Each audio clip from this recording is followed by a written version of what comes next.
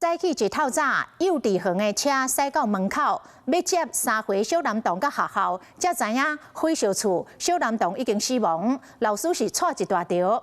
当地里长讲，女厝主伫附近的国小做代课老师，在教台语。几啊年前才买这间厝，后生甲结婚的查囝拢搬来做伙住，查囝拄生囡仔，请假伫咧厝带囡仔。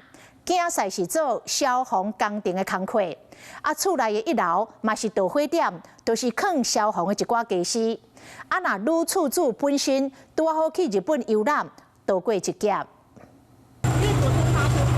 幼稚园的车驶到引道，原本是要来接3岁囡仔兄去幼稚园，来到门仔口才知影发生火烧厝，知影查甫囡仔已经过往，老师嘛惊一条。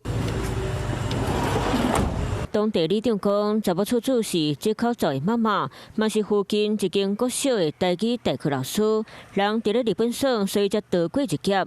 伊伫咧前几年买这栋厝，除了和后生大结婚的查囝，别拢搬来到这，想不到伫咧过了几年前会发生火烧厝。请育婴假，然后刚好7个月，所以那小朋友也是大概7个月，然后下面堆积了很多易燃物，疑似有4、5桶瓦斯。厝主的查某囝伫咧共上会打生查某婴，请假伫咧厝内顾囡仔，囝婿伫咧做消防工程。厝内导火1楼蹲放真济及做工课用的工具器、电动小工具之类的。对，那个是我姐夫的，我不会去过问。嘛伫咧做送货工课，厝主的后生讲，平常时也袂去管几乎放工具器，只是想不到1楼蹲收侪物件，可能就是导火原因，嘛可能是因为这个原因，人才会走袂出去。一把火烧死2条人命，人伫咧日本的查某厝主知影这个消息，已经要赶飞龙机返来台湾，预计24号才会回到中华。